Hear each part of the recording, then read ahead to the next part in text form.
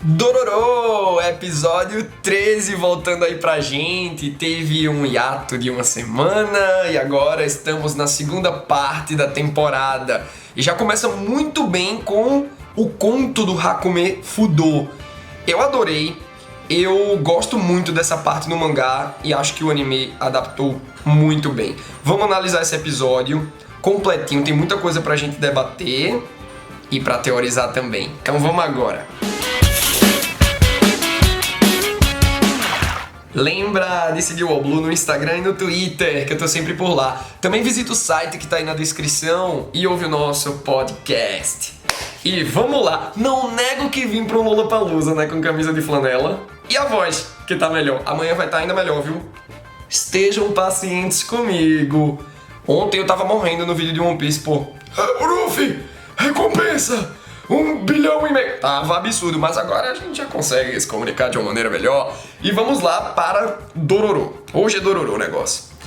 Galera, eu gostei do começo do episódio, que já mostra como o Hyakkimaru e o Dororô estão quebrados, dados os últimos acontecimentos. O Hyakkimaru, por conta desse olho do furacão em que ele pisou e teve que lidar com seu pai, a morte da sua mãe. A gente sabe que ela não morreu, já comento isso. E o Tahomaru, que agora é o seu nêmesis.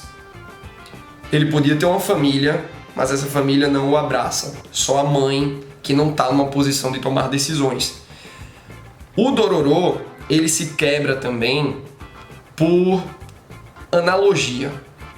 Ele começa a ver no Hyakkimaru o que ele passou em questão do sofrimento. Então, dá muita pena desses personagens. Eu sei que a gente teve um episódio, algumas pessoas reclamaram porque é o famoso episódio que dá um downgrade na narrativa, porque se refere ao Hyakkimaru e o Dororô derrotando o demônio da vez para recuperar uma parte do corpo. Mas duas coisas nesse episódio. A narrativa gira muito em torno das emoções dos personagens e não de terceiros. Então desenvolve bem o Dororô e o Hyakkimaru. É um momento de virada deles, sabe? Devido a tudo que aconteceu nesses últimos episódios, né? Os episódios 11 e 12 foram bem marcantes. E também eu acho esse episódio interessante, apesar de ser do monstro da vez, porque o Hyakkimaru não tá recuperando partes do seu corpo. Por isso que eu coloquei na thumbnail. Bugou a maldição. Ele também não recuperou partes do corpo quando ele derrota Kyuubi no episódio passado. Então o que é que está acontecendo? Porque no começo do episódio também vemos que o Daigo, o pai do Hyakkimaru, está observando que está chovendo, prosperidade voltou para a vila, né? O Tahomaru está sentindo o olho e está disposto a treinar, a evoluir no caminho da espada, porque ele tomou essa decisão que ele precisa matar o Hyakkimaru. É muito louco, né, quando a gente separa assim e a gente fica se perguntando até onde o Hyakkimaru tá certo. Porque agora ele tá comprometendo toda uma sociedade, recuperando as partes do seu corpo e indo de contra os demônios, né? Só que quem errou em primeiro lugar é o Daigo. Por mais que você entenda o Daigo, concordar com o que ele fez, é muito cruel. Se eu fosse o Hyakkimaru, eu tava tranquilo recuperando as partes do meu corpo. Porque a atitude do Daigo para com seu filho, a maneira como ele criou um cenário que influencia o sofrimento do Hyakkimaru é absurdo, pô.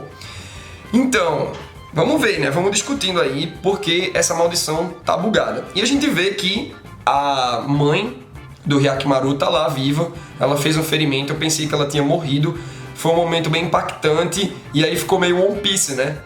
Não morreu quem a gente esperava que tivesse morrido para dar um peso maior. Então, tirou um pouco do peso do episódio 12.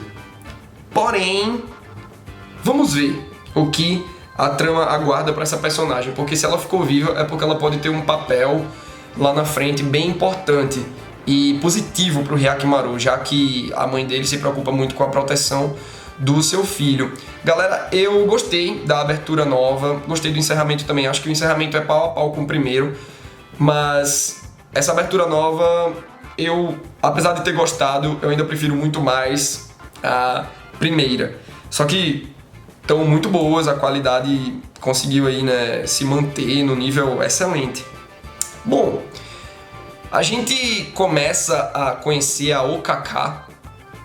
Ela leva um homem que tem seu rosto cortado pela estátua do Hakumen Fudo e ela aparece pro Dororo. Posteriormente a gente sabe que ela consegue manipular sua aparência, mas é de acordo com os sentidos da pessoa que ela quer enganar. Então ela assume a forma perfeita, voz, aparência da mãe do Dororo. E a gente comentou aqui, né, no começo da análise que o Dororo tá quebrado por comparação ao Hyakimaru, de tudo que aconteceu. Então quando ele vê a Okaka, mesmo ele sabendo que não é a mãe dele, porque ele sabe que a mãe dele morreu, a gente acompanhou isso no flashback, no episódio 8, 9, não foi? O Dororo ele fica bastante comovido. Galera, é uma criança em meio a guerras civis. A gente vê que o caminho do Dororo e do Hyakimaru é um caminho bastante doloroso. E agora ele vê ali a oportunidade de ter um ninho, mesmo sabendo que é uma mentira. Algumas pessoas ficam irritadas em como uma pessoa pode cair nessa ilusão, ainda mais no mundo de demônios e tal. O Hyakimaru, ele reitera a vontade do Dororo quando a Okaka chega na casa que eles estão dormindo, né, que é a própria casa dela, e o Hyakimaru vê que ela tem uma alma pura, é uma alma humana. Eu acho que poderia ser aquela alma com a aura branca, porém com os filetes vermelhos, que é como tá a alma do Daigo e a alma do Hyakimaru. Eu acho que a representação não ficou tão boa, mas por questão de narrativa colocaram a alma toda branca. Porém, não é assim que o Hyakimaru deveria ter visto, eu creio. E aí, né, quando o Dororo vê que tá tudo bem, é aí que ele fica querendo abraçar aquela situação. Pô, é muito triste quando você vê o Dororo propondo: posso te chamar de mamãe? É muito triste, pessoal. Tipo, eu fiquei muito comovido com essa parte. E o Dororo, ele tá comendo aquela sopa e ele lembra da mãe. Mas você vê que o trauma dele vai até um nível, né? Ele consegue se alimentar da sopinha. Então eu fiquei muito comovido. E o Hyakimaru dorme, enquanto a Okaka vai contando, né, sobre a estátua que o Dororo viu quando encontrou a Okaka pela primeira vez. E ela fala, né, do escultor que esculpia uns budas bondosos, mas em meio à guerra o povo quis uma figura de imponência maior. E eles encontravam isso no Fudo, que é um tipo de divindade que representa mais poder, sabe? Então, o escultor, ele que tinha encontrado uma pedra perfeitamente pertinente para se esculpir um Fudo, um Buda, uma coisa dessa, ele pronto, eu vou esculpir um Fudo, só que quando ele chegou no rosto, ele quis fazer a obra-prima dele e não conseguiu, ele morreu no processo. Até que um demônio, aí que tá. A Okaka conta a história até aí. E o Dororo, quando tá dormindo, é que ela conta o resto. E o demônio se aposta da estátua, ressuscita o escultor, que é a Okaka. É por isso que eu acho que a aura branca devia estar com os filetes vermelhos. Porque a Okaka, que é o escultor, vem aí de uma sobrevida imposta por um demônio. Além de ela estar cometendo atitudes ruins. Por quê? O Daigo, ele tem uma aura branca com filetes vermelhos e o Hyakimaru também, eu acredito que é por conta da conexão deles com demônios. Então isso serviria para o Okaka também. Porém o Hyakimaru no começo, ele não tinha os filetes vermelhos. A gente vê que o Biwamaru enxerga a alma do Hyakimaru no começo como uma aura branca e pura.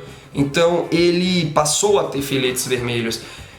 Então, se você tem um envolvimento com os demônios, mas é puro, sua alma fica pura. Mas se você tem um envolvimento com os demônios e vai por um caminho ruim, filetes vermelhos surgem. Daigo e Hyakimaru são provas disso. Então eu acredito que era para ser o caso da Okaka, certo? Só comentando mais aí para reiterar esse meu ponto. E é triste porque a Okaka leva o Hyakimaru para ter seu rosto cortado.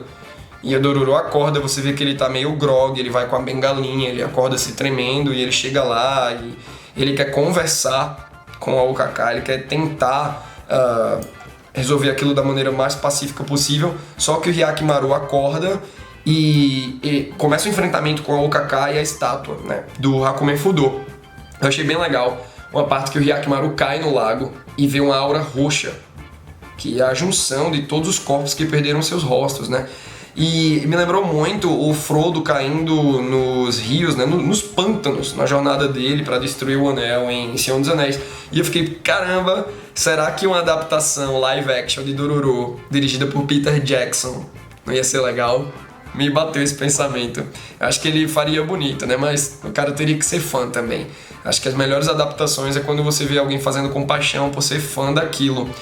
E é louco você também saber que o Hyakimaru é tão forte e ver ele totalmente dominado pelas cordinhas ali da Okaka. Você vê que ela tem um poder de demônio. Galera, ela deveria ter os filetes vermelhos. Com certeza. Só se a bondade dela sobrepõe, né? O caminho de maldade. Mas enfim. A gente vê que o Hyakimaru consegue destruir a estátua.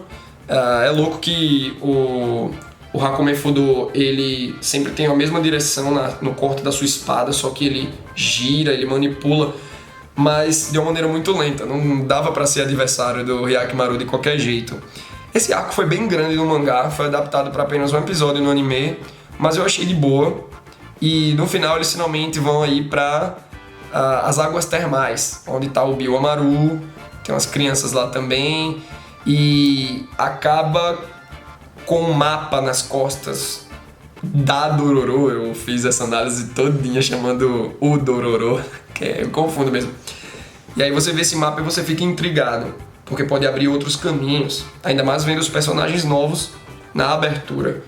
Então é bem legal. Agora, galera, vamos falar um pouco da bugada na maldição do Hyakimaru. Ele derrotou a Kyuubi, derrotou o Hakumen Fudo e não recuperou partes do corpo.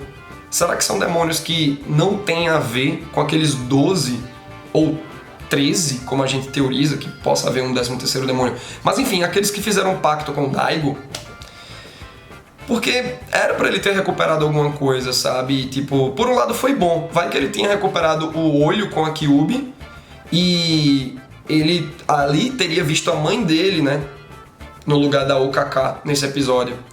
A Okaka até tenta enganar o Hyakimaru, mas só com a voz ela consegue. Porque ele ganhou a audição, ele ganhou o olfato. Mas aí eu acho que o Hyakimaru só sente cheiro de sangue mesmo, né? Pela jornada dele. Mas como ele não ganhou os olhos, ele sabia que não era a mãe dele. Então ele não conseguiu ser enganado. Mas tá aí, ele tem que recuperar as partes do corpo. O que é que tá acontecendo? O que é que vocês acham que tá acontecendo?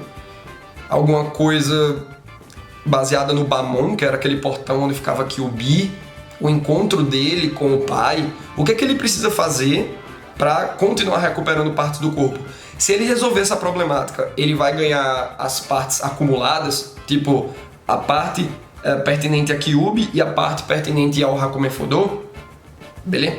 Então vamos debatendo isso aí, que vai enriquecer nosso próximo vídeo, na semana que vem, o episódio 14. Deixa a opinião nos comentários, dá like se curtiu o vídeo, dá dislike se não curtiu tanto assim, se inscreve no canal e clica no sininho, pois fazendo tudo isso, o algoritmo vai entender o teu interesse pelo Blue e sempre notificar você quando novos vídeos de Dororo chegarem. Então fica comigo, fica com o Blue, até a próxima! Aê, meus queridos! Nesse vídeo aqui embaixo, ó, tu descobre como ajudar o Oblu a evoluir e de quebra entrar para o QG, aquele grupo do Facebook em que eu interajo com todo mundo. E confira também um dos últimos vídeos aqui do Oblu, dá o play aí, beleza? Deixa o like, se inscreve no canal e clica no sininho para não perder nada.